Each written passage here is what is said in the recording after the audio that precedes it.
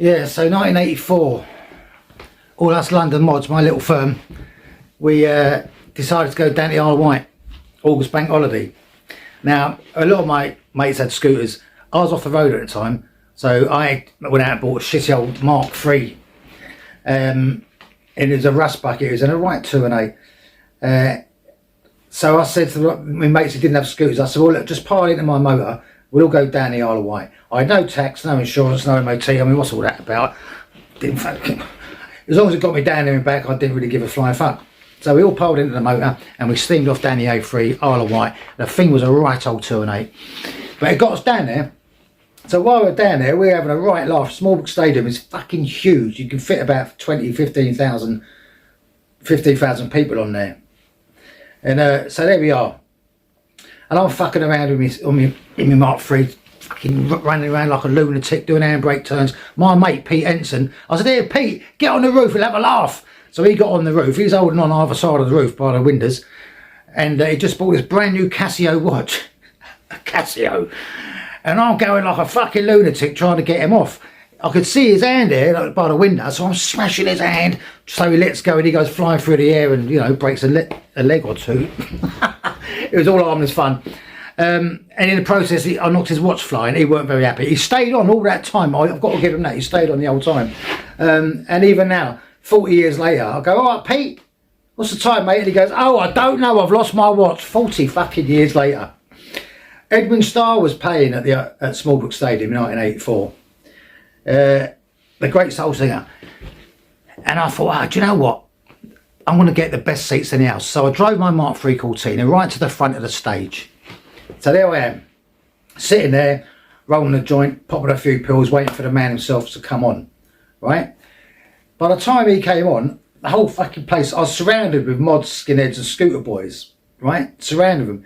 And there's even geezers on my fucking roof of my car, and it's all denting in, and they're all going, hey, you know. And then some geezer decided to get on my bonnet, and he turned around and had a piss. Now I'm sitting in the car, popping pills and that, right? And he turned around and pissed all over my windscreen. I thought, you cheeky bastard. So what I'd done, I just started the engine up like an idiot. I mean, it was a dangerous thing to do. Luckily enough, no one got hurt, apart from the geezers pissing on my fucking windscreen. I started it up, slammed it in reverse, full throttle, popped the clutch, bang, I went flying back. The gearbox exploded.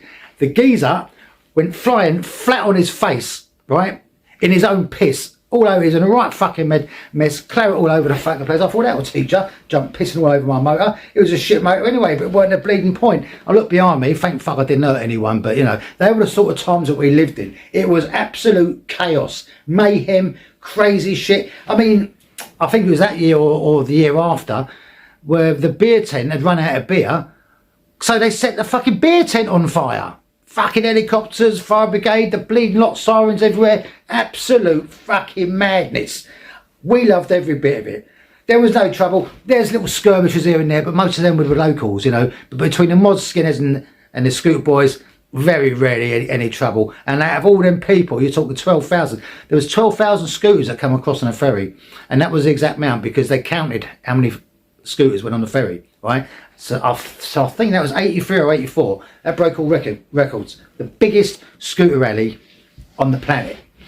And it's still going today. But I think if you remember, which most of you won't, but in the early 80s, I'd say, yeah, 82, 83, 84, we used to turn up. The local shops used to barricade their windows up.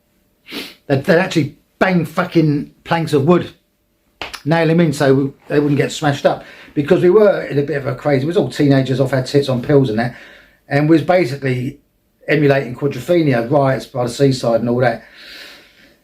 So yeah, the locals, they fucking hated us. They hated us with vengeance. They used to barricade all the shops up. They used to shut the shops for the whole 3 days. They used to lose loads of money. They lose loads of it because of us lot, you know. And there'd be trouble everywhere. There'd be fights with the locals, you know, and it just got out of order, really. There was a lot of arrests. It made the headlines, local newspaper, some national newspapers that made headlines, bastards, sons of mods and all this, that and the other. I've still got some of the cuttings here. Chaos, mayhem, anarchy, lock 'em up, you know, all these were the headlines of us lot. It was great to be alive, man. It's great. So that was the early to mid 80s. Fast forward 20 years, they're all welcoming us with open arms, isn't they? Hey! All the locals and all the people that live on the route of the scooter rally, where you get thousands of scooters. Me and Tony Castle used to lead the way, bless his heart. And then I'll be the first, me and Tony be the first scooters with like thousands behind us. And people that hold out bottles of beers are driving past, grab the beer, and they're all waving at us, flags, got their kids in their arms, hey, like a big celebration. Hey, the mods are in town. Fucking 20 years earlier, it was the complete opposite. They wanted to bleeding lynch us. See how times have changed. Do you know what I mean? For the better, of course. But they were great days, man. Isle of Wight. And we've done them all. Brighton, Margate, Clacton. We basically recreated the 60s.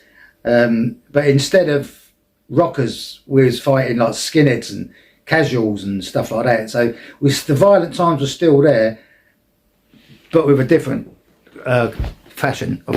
Different fashion.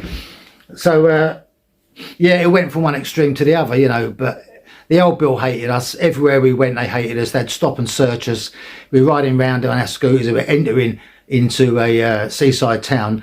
The last roundabout before the town, for example, Clacton, they'd put a barricade up and they'd stop all the scooters and they'd search them for weapons, for drugs.